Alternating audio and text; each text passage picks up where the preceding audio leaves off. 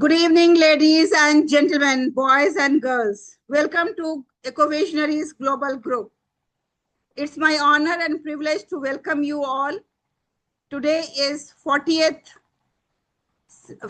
series of Sustainability Summit. And it seems that we have just started during September 2024. But if we are persistent in our work, if we are regular, then not only 40, we are going to achieve 4,000 or even 4 lakhs episodes of Sustainability Summit, inshallah. So I'm Dr. Halima Sadia. I am the founder of EduFam Training Services, UAE. We run EduFam International Academy, and under that, we organize different programs. In September 2024, we organized a global conference on sustainability in UAE, and that was the initiative of starting a group with the like-minded people. That's Global Ecovisionaries Group. And today, this program, Sustainability Summit 40, is organized by Ecovisionaries Global Group. So let me share a few things about today's program, as this is very, very special and we have special people with us. So in today's summit, we are going to have Professor Dr. Adel Ahmed as keynote speaker from UAE. A big round of applause for the professor. We have Dr. Zia Punekar as moderator from UAE. We have Mr. Nazar Danish from USA and Singapore, since he is running 2 companies, one in Singapore and the other in USA. So Mr. Nazar Danish is going to present welcome address. Welcome to Mr. Nazar Danish. And we have Mr. Manzoor Wangnu from India, who is going to preside over this function and going to present the summary of the whole session. He has just joined us. And we have 4 green warriors, green ambassadors, those who have completed their 1-year diploma in sustainability, sustainable lifestyle course. So today they are going to be graduated, and I congratulate them, Dr. Khushbu, Masooda Haseeb, and Dr. Hina Mudgal, and Dr. Atia. They all are going to share their thoughts and experiences as well. And besides these, we have 3 youth voices, those who are going to speak up about their experience in the participation of Environment Day competition, and we will be announcing the result as well. I'm not going to take much of your time, and neither I'm going to have all limelight on me, because we have lots of visionaries with us.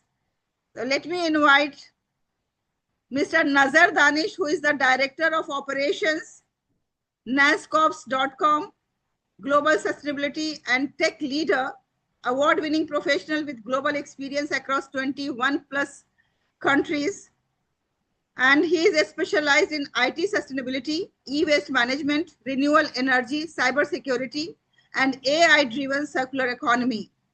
Honored by Singapore NEA, Dubai EduFam, and UK Prestige Award for leadership in driving green tech with AI, IoT, cloud, data centers, and e-waste life cycle management, promoting reuse, refurbish, recycle, and reduce globally. Go green, save the world. Mr. Nazar Danish, over to you. Please present your welcome address.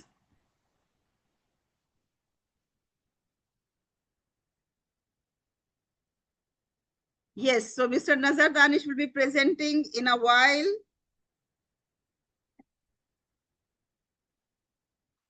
Mr. Nazar Danish.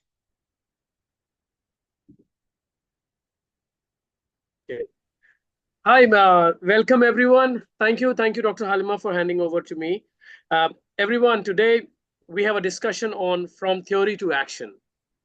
Bridging the gap in sustainability education, which is basically what we are doing.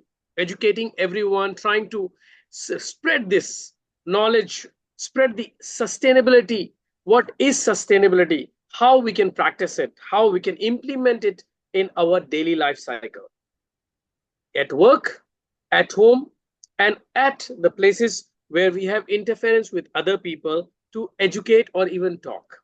So first of all, welcome all of you, Dr. Adel Ahmed, Dr. Zia Punkar, Masooda ji, Dr. Halima ji, especially you, Dr. Hina, you became a doctor very well. Thank you. Like, I really appreciate, and I have seen her achievement growing. So that's really, really appreciating. Dr. Prema and all the other participants, Manzoor Sahab, Nageshwar ji, Dr. Atia Khan, Esther, Isha, Khushbu ji, and let me just see who all. Varuni ji, Dr. Rana, all of you. Very, very welcome, very warm welcome from my side as a team of EduFarm, as one of the eco-visionary as well as the Green Ambassador. And another good news, which I was thinking to share in the next episode, which I will be sharing. I am recently awarded by France Thames University also as a doctor. So Congratulations. so I'm going to use the same title very soon. But title is the second thing. Most important is I have you all with us. This is an achievement for me in my own achievements, because you all are with me means I have the world with me, because you all are sitting in different locations and spreading the same language, sustainability. We have a one goal. There's only one goal, is to make everyone aware and a part of sustainable behavior. So now we will come back to the topic, bridging the gap, and how we can do from theory to action, which I can see practically in this past 1 year time frame, which we worked together as a team. Dr. Halima, special thanks to you, because I have seen her picking every stone, turning every stone, and trying to see where she can find same goal and same mindset people who are looking for a sustainable development. Whether it's with the women empowerment, whether it's with the food, whether it's with the water, electricity, all the goals, all these 17, and I can say all the 20 goals, all goals I have seen Dr. Halima is trying to turn every stone to find one gem, like all of us who are in this team now and who are joining, and see that we all can collaborate, we can contribute in this to keep our planet sustainable and green. So we'll come back to the strategies for bridging the gap. Experimental learning. As we all know, the experimental learning is very, very important, because when we try, we learn. We fail, we don't fail, we learn. So till the time we don't experiment, we don't learn. So from theory to practical. On to add on with this, community engagement, which Dr. Halima, you are doing great. Dr. Adel, Dr. Zia, Masooda, Dr. Hina, I have seen most of us, Dr. Manzoor Sahab, I've seen all of them. Dr. Nara is also one of our very big main player, as well as Abdul Bari Sahab from UAE. I remember these names because these names, they always appreciating at least some new achievements adding into our bucket. So that is community engagement, which we all are trying to do. Interdisciplinary approach. Ma'am, Dr. Halima, I'll say that you have not left any approach which is left right till now.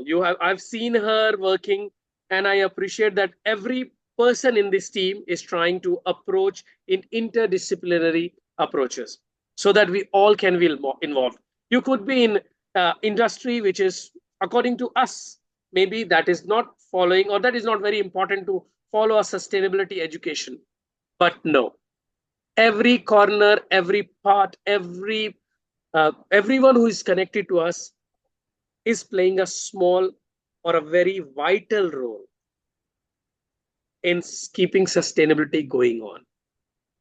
Creating enabling environment, which, ma'am, I can see this example of this platform, which is actually enabling this environment of sitting in different locations all across the world, but they are talking same language. So this is all. I will welcome all of you as part of Eco-Visionary, as part of EduFarm. And I will welcome to all of you who are new on this platform, who are with us. And I expect and feel that we will try to do some small contribution in whatever ways to bring this sustainability, not only from theory, but in our practical life, theory to practical. So thank you very much. This is from my side. As I always say, go green, save the world, reuse, reduce, refuse. If you can refuse, don't go for a new, brand new item. Go for a reused item. Because that which is a technology which is used or old for you, it is still usable for somebody else. It just need a refurbish, reuse, recycle, and decrease the landfill. So we have also started a new initiative, decreasing landfill program. So we might be starting very soon with help of some UAE. Dr. Halima, credit goes to you, because we are working with some reference which Dr. Halima has given for contributing towards concrete disposal or concrete recycling very soon in UAE, if everything goes good. So that is a small achievement towards sustainable lifestyle, towards which is basically development. Wherever concrete is creating a huge, big buildings for everybody to have a bigger and more sustainable environment, we have to find something to contribute on concrete disposal also. So we are trying to work on it, and hopefully we will be successful in UAE soon.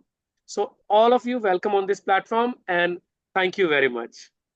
Thank you. Thank you very much, Mr. Nazar Danish. And a special thanks for the good news that you have given to us, that you are going to start soon in UAE. Best of luck from Eco-Visionaries Global Group. So Professor Dr. Adel Ahmed is distinguished academic leader with over 30 years in higher education, with leadership experience across the UAE and Middle East. Professor Adel is a passionate advocate for sustainability, and it's our honor and privilege to have Professor Adel Ahmed this evening. And I request you all to kindly give a big round of applause to Professor Adel Ahmed. And let's be ready for a very fruitful, informative, and intellectual lecture from Professor Adel Ahmed. Over to you, Professor.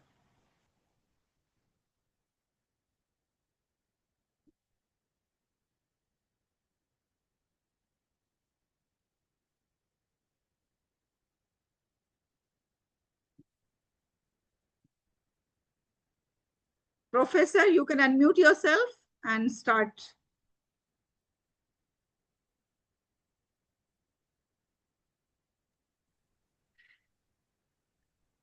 Good afternoon, everyone. But I would like to make sure it's my screen visible or not. Yes, it's visible. Good, good. Therefore, let me start with first, thank you very much, Dr. Halima and the team, and all my colleagues as well. They are in the call here today.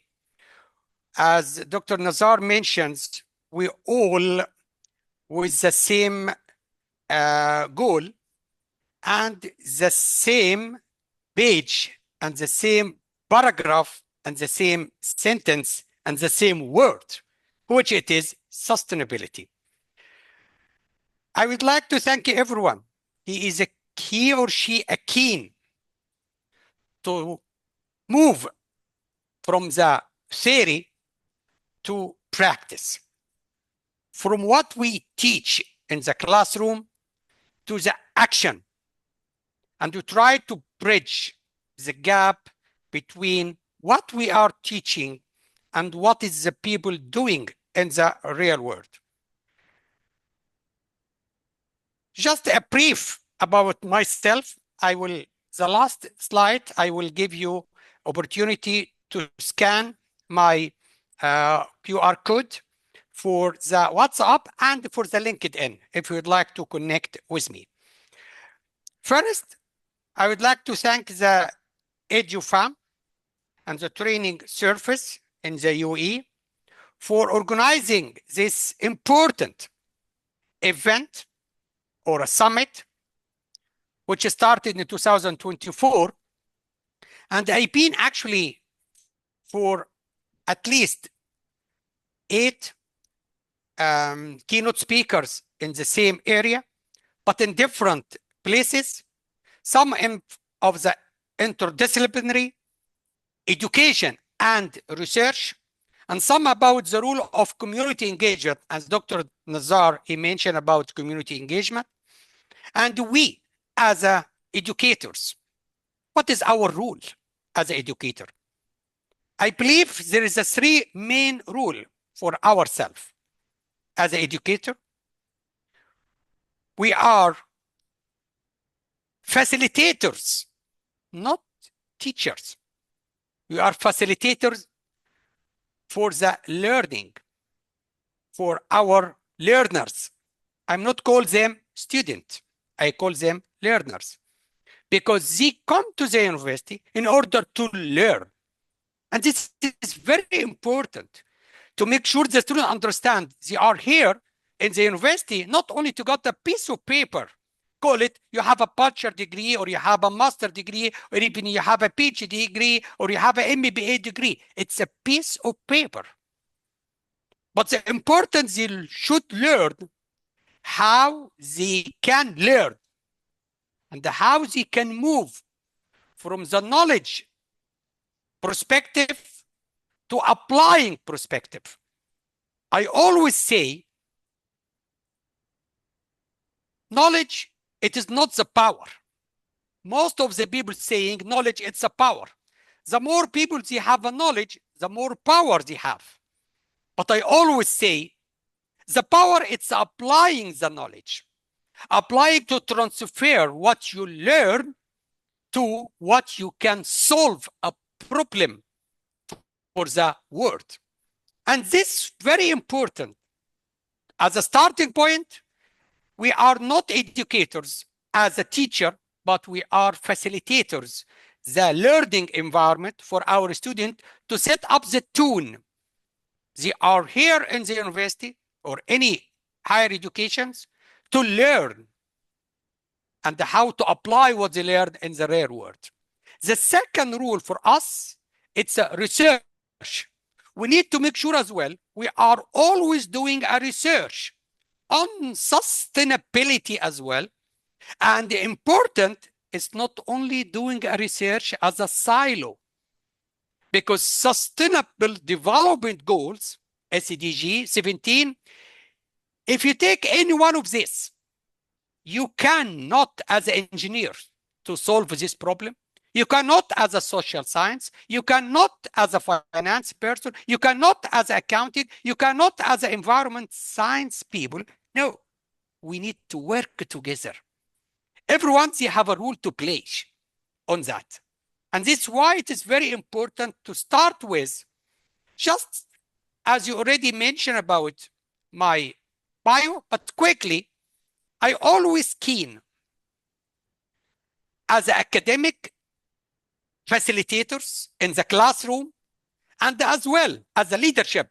As you go to see now, the cornerstone for successful to move from theory to practice, we need to have a visionary leadership. We need to have walk and talk. It's not only just talk as a theory, but walk or talk. I've been working in the higher education and as well in the industry.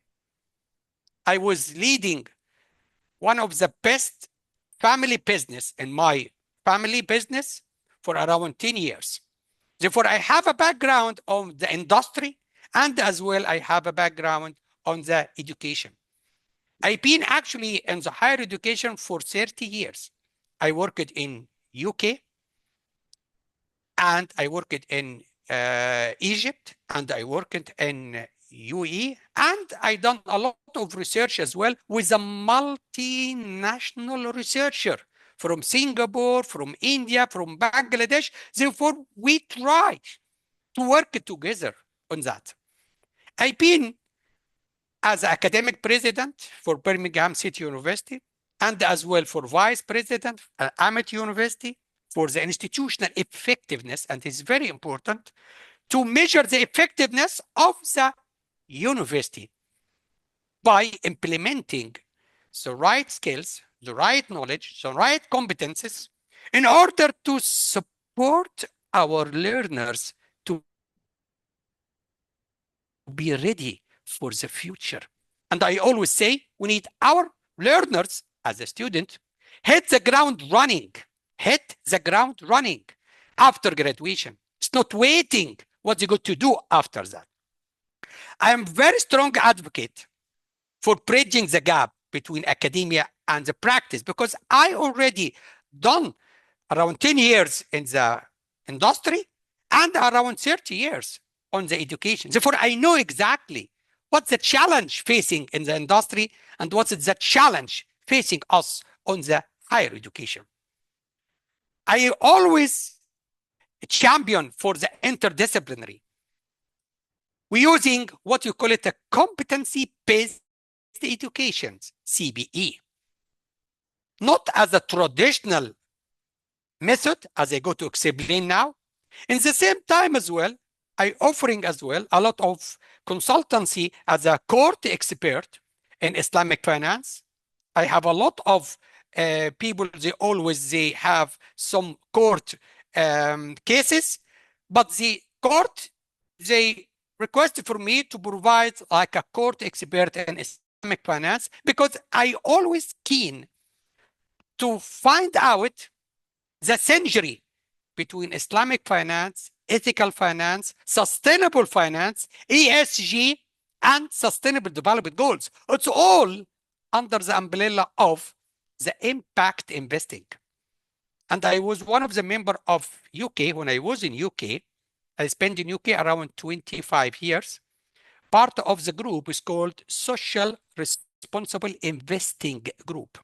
We was around 200 people in this group. We tried to promoting and to give the people awareness about business is not only about money. It's business about triple P, about profit, which money, about people, which is social, and about planet, which environment. And don't measure your success as a business when you measure the bottom line as a to measure the triple bottom line. How you are success with your people, your client, your suppliers, your community people, and how you are success in the environment. Of course, how you success as well with the profit, because without profit, you cannot sustain. And this is very important. I try to implement what I call it sustainable finance, which is the money to invest it to enhance the quality of our graduate. In the same time, I'm a fellow of the Higher Education Academy, and important as well, I am a fellow of the International Society for Development and Sustainability. This is very important. And I got this lifetime fellow based on all my contribution to sustainability and as well my research. I have around maybe 65 publication, Scopus publication. It's all about transforming sustainability education. It is very important with the impact. Just a brief about what's ISD as well. Some people, they don't know about that. It is Japan based in the headquarters. And their mission is promote global collaboration. And this is very important for Dr. Halim and Dr. Nazar as well. If you can find the synergy with this organization and you can work together in terms of research, education, and the policy as well for sustainable goals. Because they are focused on sustainable development, focused on environment and social justice, and the education reform, which what I need everyone to be understand. Our education system, you need a reform For the last 300 years, the education system exactly the same, preparing our people for the past, not for the future. We need to make sure we prepare our student or our learner for the future, for the job that does not exist until now, not for the last or the past. Sustainability science and the policy integration. And this is very important to know. I got this fellowship for my contribution for sustainability education of that. Just, I'm sorry for this introduction, but I try to tell you who I am. I am the person who try to help others, try to help the learners. Whatever my position is, as an educator, as a researcher, as a leader, I always try to find out the way to solve the real world problem. I cannot solve it by myself. And this is why the silo, we need to break this silo.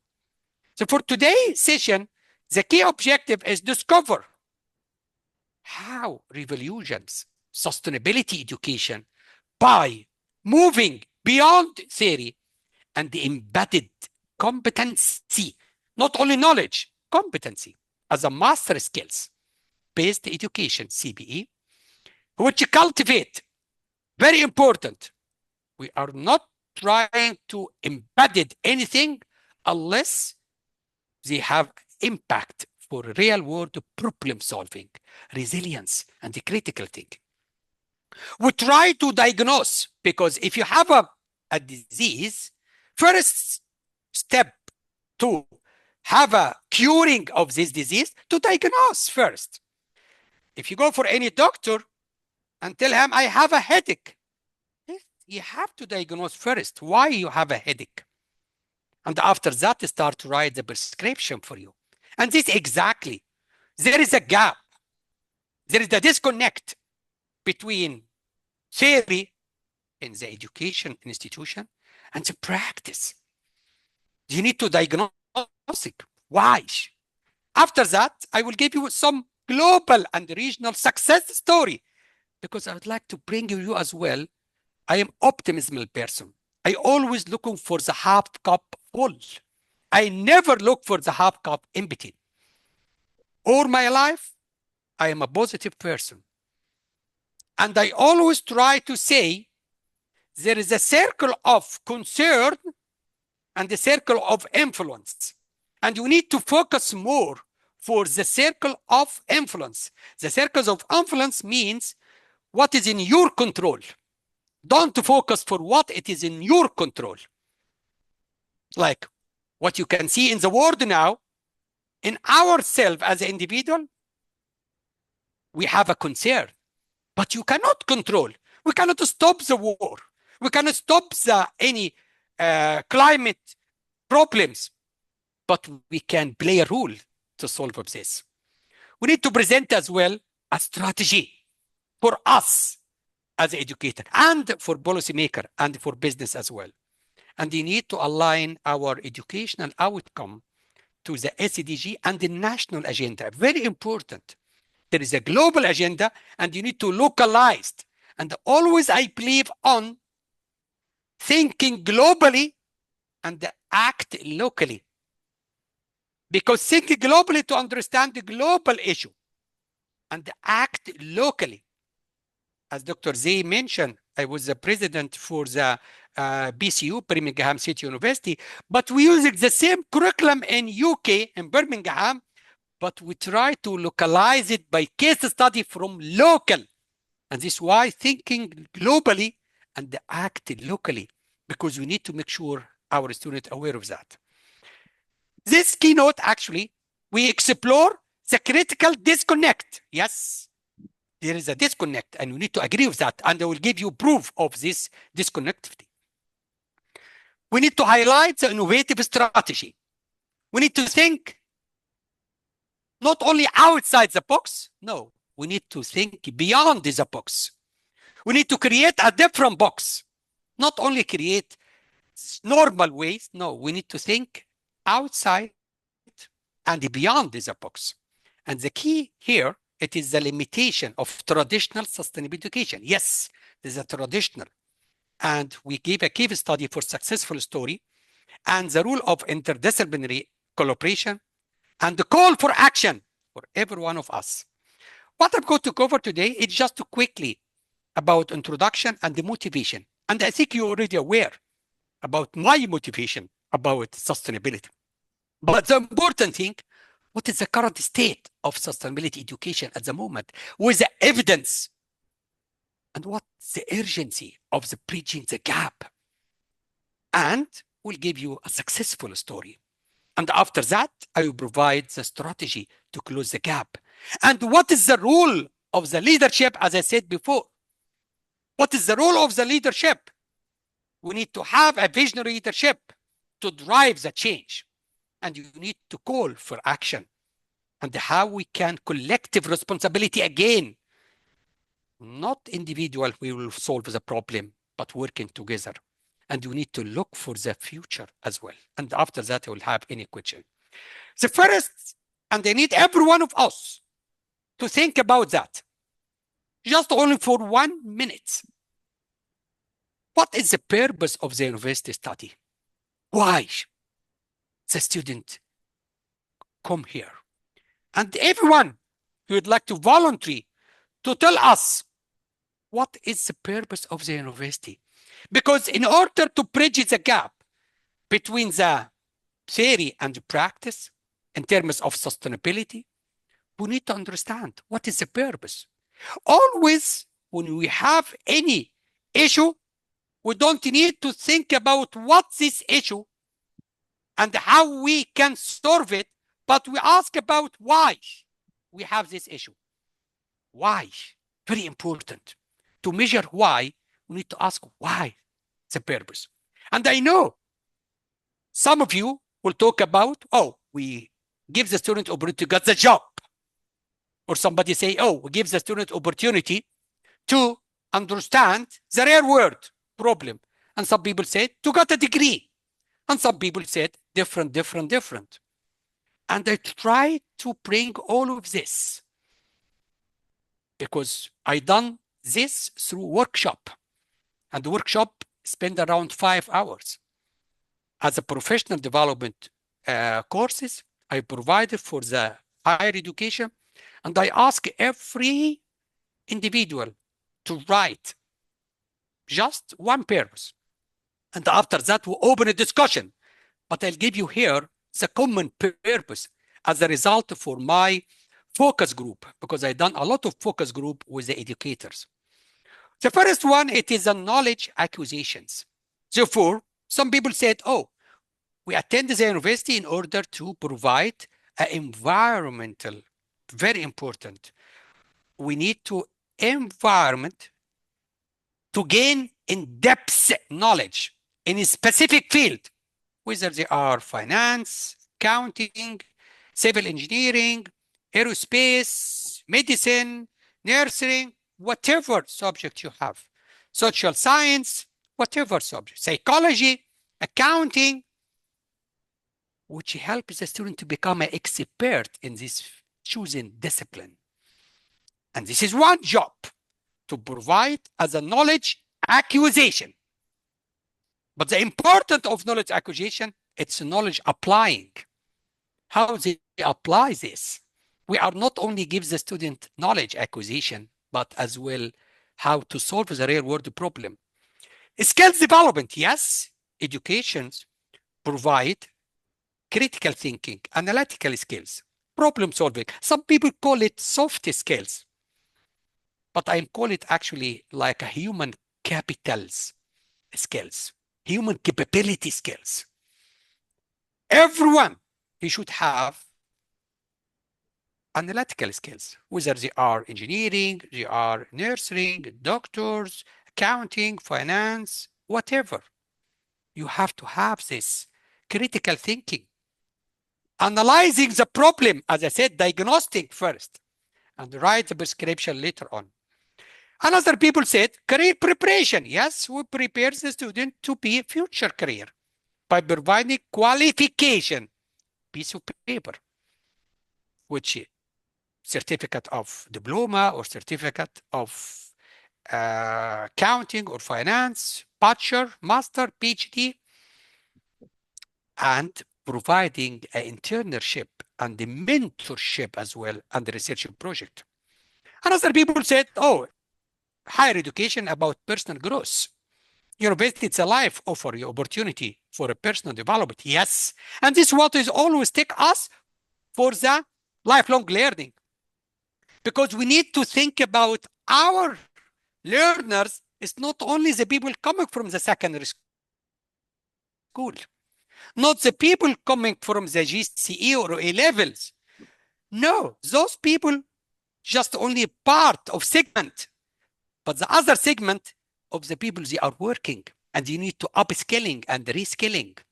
Very important. Nobody will work for one career now. Career, it is not a straight line. No, it is like a conjunction. Something like T-junction, and you have to take right or left. There is no straightforward, and you need to make sure we have this mindset of personal growth. And another reason, it is a research and innovation. Why I bring all of this? Because I need to make sure what we should do in the theory in order to move to the practice. And another thing is very important. It is a societal contribution, very important, which brings the community engagement aspect.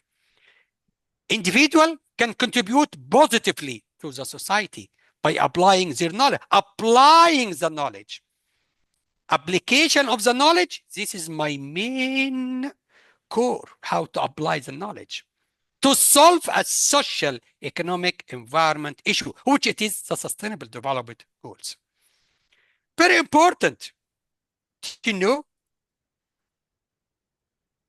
One of the very important quoted, I always love it. Education, it is not the learning of facts. Today in the ChatGPT and the AI and the deep learning, all this AI, generative AI, all the learning and the knowledge, 99.9, it is available for everyone. But how you apply this by training the mind to think, this is the main important thing. Everyone aware about 17 goals, but Dr. Nazar, he mentioned today about 20 goals. Maybe in the end, I need to ask him to, what is the other 3? He mentioned about the 20 goals. But all of this, when you hear the people talking about sustainability, to be honest, it is a buzzword. There is 2 buzzwords for the last 2-3 years. One is sustainability and the one is called the digital transformation. But sustainability is not only about green, go green. Sustainability is about economic, about empowering women, empowering people, empowering SMEs, empowering the people, elevating those people to be success and to be happy in their life, to provide for them the basic necessity to live, from clean water, clean energy, and the happiness, quality of education, equality. We need to protect our environment under the water as well, not only above the earth, but under the water. And this one, we have to have a blue economy. And I've done a lot of research as well in the blue economy, not a green economy, but the blue economy, which is related to the beaches and the seas and how to protect as well the fish, protect the, for example, hospitality. A lot of hotels, they're damaging the seas and the resort. We need to work with this. And that's why I go to skip this motivation, because as you can see, in our rapidly changing world, sustainability is no longer as an academic idol. Yes, we as an academic, we cannot only focus on sustainability. It is an urgent to global necessity now. Despite widespread of awareness as Dr. Nazar and Dr. Halima doing a fantastic job, but still in the stage of awareness. We need to develop this awareness to move to practice. And I know you mentioned today, Dr. Halima and Dr. Nazar, about the concrete recycling. This is exactly what I mean by move from theory to action. We need to reduce all the waste management. And I done a research on how we can transfer the waste to energy. In Sharjah, 60% of the energy from Sharjah, it is from the waste. From innovation way to transfer the waste to the energy. Biofuel. And I have a lot of work as well with the companies. They transfer the biofuel, the cooking oil from the takeaway and all the other restaurant to fuel as a biofuel. We need to make sure we understand this in our education system. To make sure we prepare our graduate to tackle real world sustainability. Very important. We need to practice driven, interdisciplinary. We need to climate smart leaders for tomorrow. We need to make our students, they are a climate smart, not a climate hard or working hard, but a climate smart leader of tomorrow. By showing the global and the regional success story, which I go to share with you today. How to empower our educator, how to empower our decision makers to drive the new era of sustainability education. It's one rooted to the real impact. As I mentioned before, sustainability, it is different things for different people. But I always say sustainability has a 3 dimension. Is the environment, social, and the economic dimension. And this is why I always say, when you talk about sustainability, you have to talk about environmental sustainability. You have to talk about social sustainability. You have to talk about economic sustainability. You need to talk about responsive growth. We need to talk about efficiency and encouraging technology, the technological advancement to have efficient resource use. We need to make sure we have a long term and ensuring economic policies and practice as well. We need to make sure resource management. Yes, we used to make sure the natural resources is efficiency. We are not wasted. And we have a lot. God gave us the land and the earth with a lot of resources. Enough for everyone. Remember, the God, it is just. He is the just. It means he provides us enough resources for everyone. But if you have a lack of resources now, because our uses of these resources, we are not using efficiency. We need to be responsible in order of future generation. We need to have a social sustainability as well. Because if you are, or every one of us, not happy in their work, and they are not healthy in their work, they cannot be productive. And this is why the quality of life for everyone, it is very important. When we have a community well-being, very important. And this sustainability as well. In order to have a sustainable workforce, we need to have the workforce, it is ready, healthy, happiness. And if you notice now, there is an index for happiness. Why? Because without happiness, you can't be successful in your life. Without happiness and healthy, you cannot be successful in your career. Your career, it's not only about your degree or a job. No, career, it is holistic approach. And sustainable in your career, you have to be sustainable in environment and all the people share with you, social sustainable and the environment sustainable. What is the current state? As I said before, we need to diagnose the problem. We need to diagnose the problem. The problem is here very important to make sure, despite growing for the global problem and sustainability, I wonder if anyone can admit the people, because there is some people who would like to join us, and somebody can admit them, please. There is some people waiting for, I think, from Malaysia. Yes, that's good. Thank you. There is 2 people as well still waiting in the room.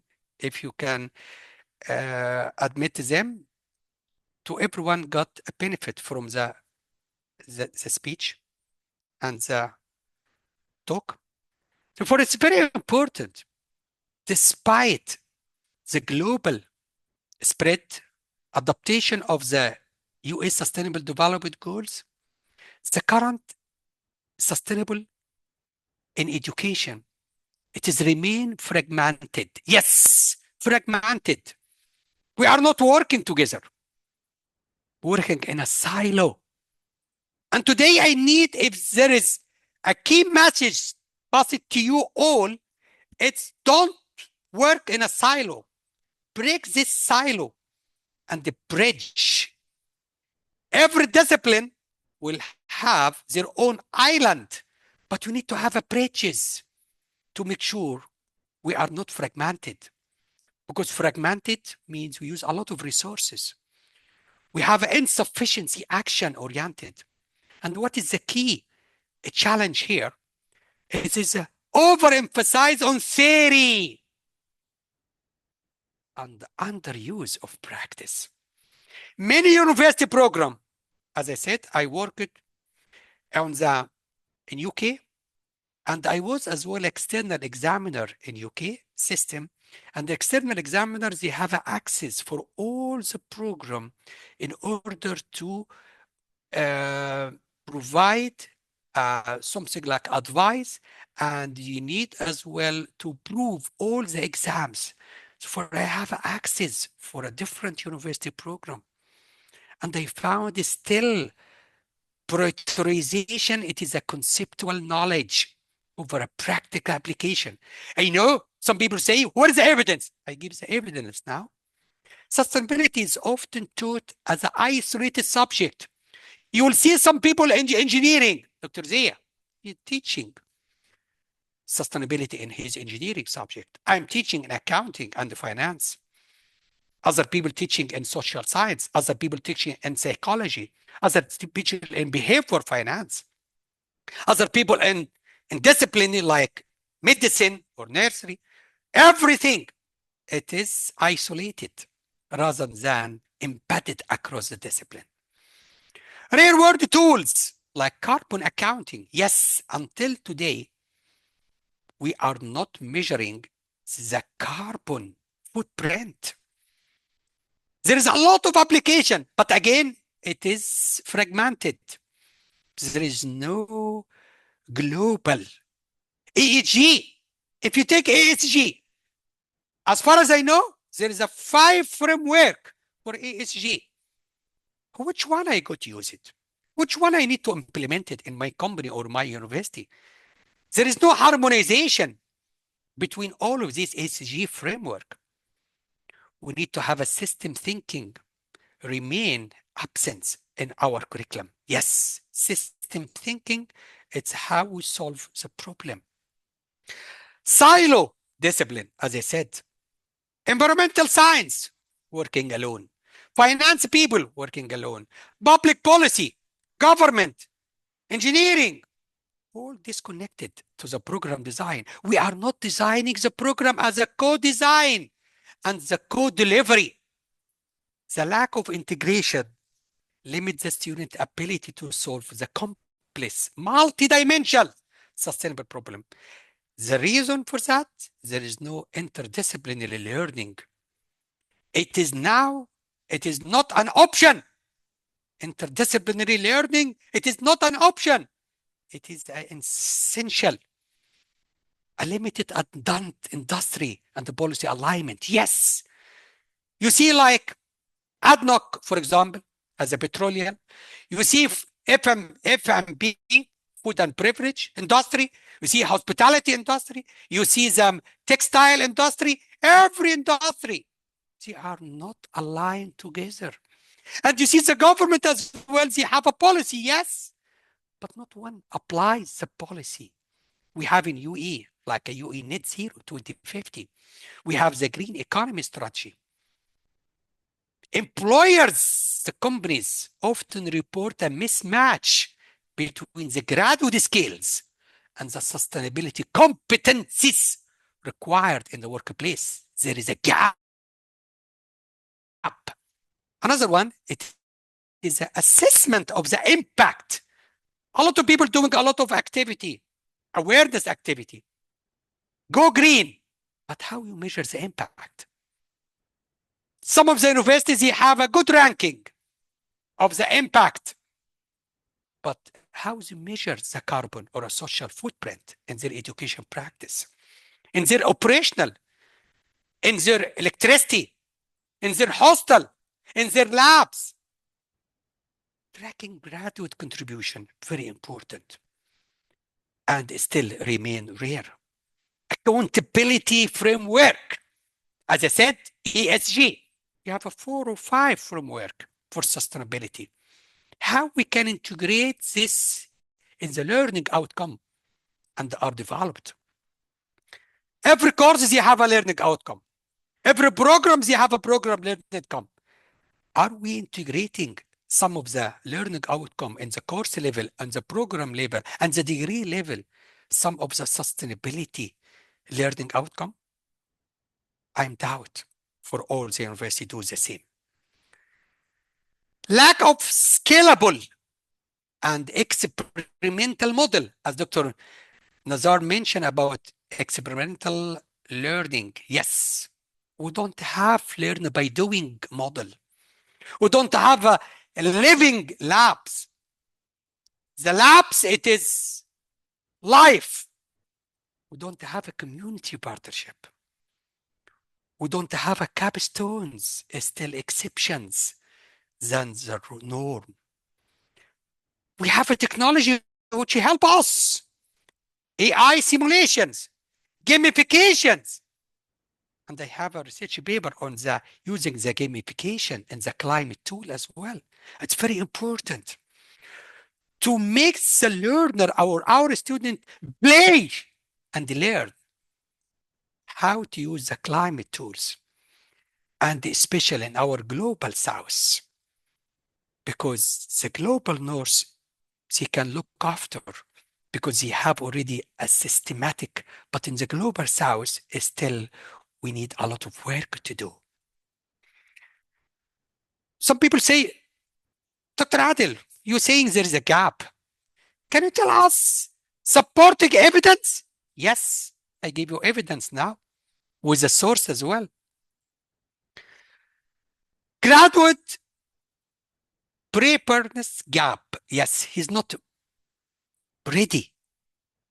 Only 1 in 4, 25% of our sustainability graduate. Look, I'm not talking about medicine doctor or accounting. No, sustainability graduate globally feel fully prepared to implement sustainability. Only 25%. And you don't have the skills solution to their job. From where? If you're looking for the UN Principle for Responsible Management Education, they done a global impact report in 2023. Curriculum integration deficit, yes. There is a deficit. And there is a study said less than 20% of the university worldwide have integrated sustainability across all faculties and the program. From where? From the time Harriet, THE. They have what's called the impact ranking and the methodology review, which is 2024. Look, 20% only. And I was actually one of the judge for assessing some of this university in terms of sustainability. And this year as well, I'm a judge. They send for me the document for every university, and I go to assess And after that, we see how this university, they are sustainable in terms of their curriculum and their operational and their community engagement as well. Therefore, I have access for this data. Limited tracking of learning outcome. As I said, with some time you put a learning outcome, but we are not measuring, have the student achieved this learning outcome? It's not only by exams, by projects. Only 5% of a global university have a system in place to track how the graduate apply, again, applying knowledge, not only knowledge in a post-graduation. What they are doing after they done all this project, cornerstone project, what's it done? Post-graduation, and the source from International Association of Universities. And they're doing a global survey in the higher education in 2022. In terms of the MENA region, as we are in UAE, only 60% of the Arab university assess or report sustainability metrics. And this as well, part of the Green Matrix World University Ranking in the MENA region 2024. Only 60% of the Arab universities, they report sustainability metrics. Another supporting insight in order to see as evidence disconnect between employers and academia. Yes, 72% of the employers say sustainability skills are important. Yes, 72, as they said, are important, but only 33% believe graduates are equipped with those skills. This is the two things. If the employability people with the sustainability skills important, yes, it is important. But have our graduates equipped with the right skills to be employable? No, only third. And this is from the World Economic Forum, which is called the Future Job in 2023. And they have as well 2024, not different. A student perspective in the Arab, 80%, according to the survey, by strategic alignment with a global company, it's called the Person Cohen Wolf, they done Arab youth survey. 88% of the Arab youth say their formal education does not adequately address sustainability challenge in their country. Look, this is coming again to thinking globally and local, acting locally. Because the people in graduate in UAE, they need to solve the problem and the challenge facing country. It is not like only isolated, but we need to make sure we have the graduate who can localize their study as well. Another gap, it is a faculty development. Look, faculty development. Ourselves, less than 15% of the faculty in the Global South institution have received the professional development in sustainability. I was before a director for professional development in one of the university in Abu Dhabi. And I run around 45 workshops in a professional development and sustainability in this university. But what about others? And this is why in the UNESCO, re-imaging higher education for sustainable development, education, they mention about. Look, this is an institution here in MENA and as well in Latin America and the Caribbean. 15% only. And this is very important. Raise low usage of experimental learning models, as Dr. Nazar mentioned. Only 18% of the surveyed university offer project-based learning or community-engaged sustainable education. And this according as well for the AUUC. Environmental Association for University and the College, and done the joint report. And the last one, as the evidence for the gap, digital pedagogy for sustainability is still emerging. Despite digital transformation, as I said, in higher education, only 12% of the institution integrate AI or simulation tool into sustainable learning. And this is part of the higher education as well report in the 2024. This is exactly evidence of how there is a gap between the educational and the industry. This is give us diagnostic of the problem. Therefore, what is the urgency now to bridge the gap? Yes, despite global agreement of the need for sustainability, yes, everyone agree, everyone aware, but not keeping pace with accelerating the environmental social crisis. We have climate changes. We have a biodiversity. We have a loss for biodiversity. We have resources scarcity. I said, God gave us enough resources, but we as a human, we done this scarcity. Social economic inequality. If you're looking for the poor people, because we still rely on a discipline, silo discipline. We still on the theory heavy exams, leaving the gap between what the learner or the student learn and what the sustainability leadership demand. Why the gap must addressed? As I already said before, I'm not going to repeat again. We done this one, but I gave you some of the case study to give us like a light in the end of the tunnel. University of British Columbia, they have a program called SEEDS. It's called the Social, Ecological, Economic Development Studies. And this one program, it is a cross-discipline, look, interdisciplinary.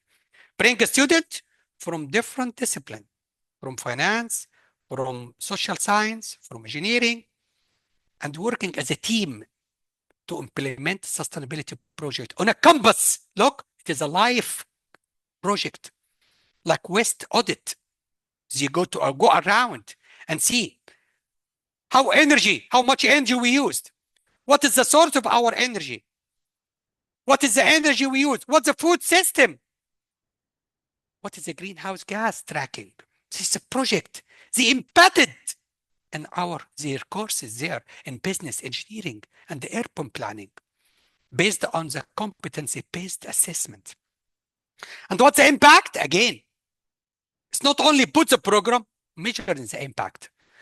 1,400 plus applied project. Look, applied project. 5,000 plus students with real world sustainable experience. And this already, if you're looking for the UBC Seed Sustainability Impact Report, you will see this. This is a good example. Another example from Sweden. It's called the Lund University, Sweden. They have a model called the Interdisciplinary Sustainability Forum as well. It is a master degree in environment studies. But this combined the coursework, not only exams, combined the coursework. And they partner with a municipality. Look, they partner with a municipality, with the local municipality, partner with the companies, and learning assess for community impact. And this is very important. And what's the impact? 70% of the graduate hired has been hired in the sustainability sector within 6 months. Now, every ranking organization, they're asking about a destination survey. How many students she got a job after they graduate within 6 months? In this university, 70%, they got a job within 6 months. Why? Because they have already integrated this interdisciplinary. Another good example, we have somebody in the call from Singapore, and they already aware about this, Nanaju Technology University, NETU. They have a model, it's called Sustainability Living Labs, SLL, and they transform the entire NTU campus into real-time lab for testing the green innovation. A student co-develop project, look, student working with the faculty, with the facilitators, staff, like a green roofs, smart metering, use digital dashboard, and you have the competence-based education rubric to assess the impact for student learning. And what is the impact here? Campus energy use reduced by 18%. 60 plus student led solutions, and still this one smart campus. Another good example from my example, it is not like I'm promoting my university, but we have a very good model. It's called the Sustainable Campus Innovation, which is a multidiscipline. I am a member or a Center of Excellence of Sustainability. Center of Excellence include 22 faculty members from all the 3 schools. We have a School of Business, we have a School of Engineering, we have a School of Social Science. 22 faculty members from all of these schools working together on the multidisciplinary or interdisciplinary project. We embedded in business engineering.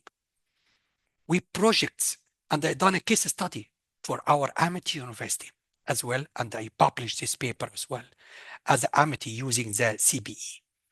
What's the impact? Integrated sustainability into the CLOs. Look, all the course learning outcome across the business and the STEM program combined to Amity Green University status allied with that. Another good example from American University in Cairo, AUC, as well, they have what's called the Climate Change and Development Lab. And the impact generated 12 policy brief. Why? Because they're working with the stakeholders, engaging in the agricultures, in the water, transportation. 12 policy brief adopted by the local authority. Therefore, now we are, as a university, we are not only providing service for our learner or our students, but providing service for the local authority as well, municipality, and to provide the 12 policy of that. And this is very important. And I end with the last, a good example from the University of Polytechnic of Mohammed V. They have is called the Green Innovation Hub in Morocco as well. They attracted around 50 million in public-private sustainability research funding. Created Morocco first youth-led green innovation in incubators, and is reported on the Casebook in 2024. If you're looking now for all these case studies to give us what? Give us a light. And I am positive person. Because if you're looking here, for the all example I provided, we have a competence-based education, mastery-based rubric student impact. We have interdisciplinary cooperation between the STEM and the business and the policy student creating solution. We have a campus as a living lab in the operational as a real-world lab. We have a stakeholder co-design like American University of Cairo and as well land work with the municipality as well. We have an impact-driven assessment like SEEDS, and we have in Amity as well. Just some people say, oh, Dr. Adel, you're talking about competency-based education. What is competence-based education? I will give you like a brief. The competency-based education focus on the mastery of specific skills and knowledge. Mastery, how to do the things. It's not only knowing the things, but how to do it. Like when you teach somebody how to ride the bikes, not bring for them a video and give them a theory about how to ride the bikes. No, give him the bikes and tell him go and ride the bikes. This is the competency you need to learn. And you will never, I learned riding the bikes by falling, by try balancing, not by learning on the class. And I done the same with my daughters when they start learning how to ride the bikes. Very important. The approach here, it is learning personalized. Student progress in their own pace. But what is the traditional education model? Focus on accumulation of credit. Oh, to get a degree, you have to have 123 credit, accumulated of the credit. Completion of the course within semester or within academic year. This is the traditional way. But the competency-based education, we measure the success by mastering the skills. And here, if you found the traditional way, still some universities, not some, 90% of the universities, they're doing their modules, their semesters based on time, not based on the skills and the competency learned. Another one, curriculum design. For the competence-based education, curriculum is designed around clearly define what is the competence you need. Flexibility for the student to take different paths to achieve the same competency. It's not only by exams, it's not only but by projects. Traditional way, it's around courses, credit hours. Every course you have different topics and you need to assess the student on the topics, not in the skills or the competency. Assessment as well. In the competency-based education, we assess, design, measure the mastery of the specific competencies and continue giving a formative feedback.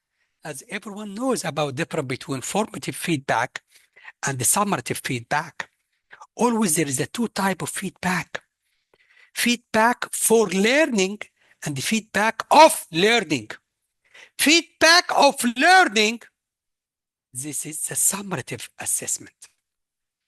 But feedback for learning, it's a formative feedback. We give the student feedback in order to enhance their skills, their competencies. It's not only about grading, and this is very important to give the student feedback. How they measured their skills. But the traditional way, it's only based in exams, quiz, papers, assignment, fixed point, but not skills. Feedback, it is very important for them. Learning based, again, competence-based education. And I have, if we can, doing another session about details of the competency-based education and how to implement it in your discipline. I have a lot of work on engineering and finance, on business, on art as well. How to integrate the competence, we can do this one later on. But the role of us, what is our role as a facilitators of that? Educator as a mentors, as a coaches, as a facilitators. Not as a person who just only content delivery, providing information, conducting assessment. We need to move from just only delivering to facilitator. We should be a coach for our student. We should be a mentor for our student, not as a teacher for our student. As I said, we can give you how to measure as well the learning outcome of that. So for the competence-based education. But the step here, it is very important to implement a practice. And this is what I said, I'm not going to do more of that because this one will be, I can give more example of implementation here for the competency. For example, sustainable business practice. This is a competence. How we can put it in the courses? Oh, we have a course called Introduction to Sustainable in Business. We have a course called the Environmental Impact Assessment. We have a course called Sustainable Supply Chain Management. We have a course called the Green Marketing. How we bring all of these courses together to measure the competence of sustainable business practice. And I have a lot of examples of this, which we can talking later on of that. All of this, it is an example which I can give you. What is the strategy now? We identify there is a gap. A gap? Now, so for what is the strategy now to close the gap? Because we identify now the problem. and you have evidence of the problem. What is the strategy? We need to apply it. We need to embed competence-based education into curriculum design. We need to adopt interdisciplinary and transdisciplinary approach. We need to create a campus living labs. We need to build a strong academia industry partnership. This is called the PPP, public-private partnership, very important. We need to reform our assessment to measure the impact. We need to upskill our faculty member professional development. We need our aligned institution strategy with a global and the local agenda. Thinking globally and acting locally, very important. What is the role of the leadership? Yes, we cannot succeed until we have a push and support from the leadership. We need to have a visionary and the culture shifting. We need to have a strategy policy.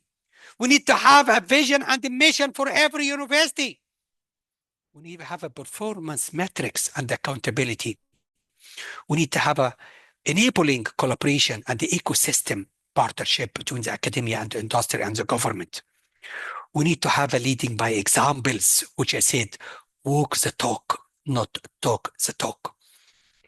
Therefore, as a leadership, from managerial to visionary, from compliance-based to value-driven, from disciplinary to interdisciplinary, from passive supporter to active champion, from output focus to impact focus.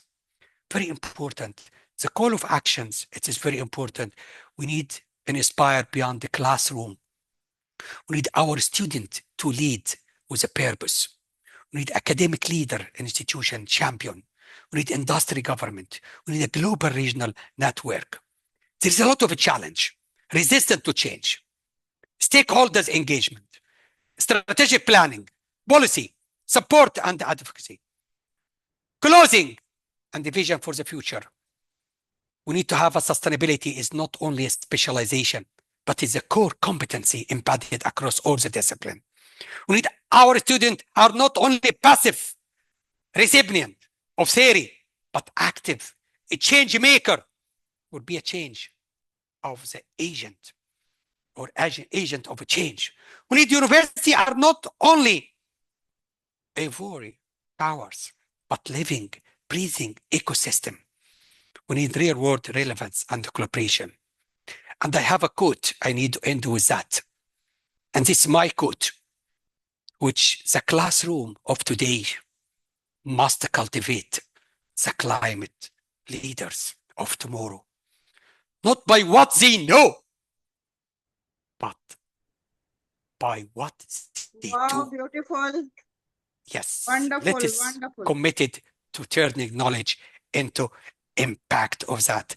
And this is my, if you'd like to scan this barcode, you can connect me on the LinkedIn, or you can connect it to my WhatsApp as well. And I am very happy to be part of your global ambassadors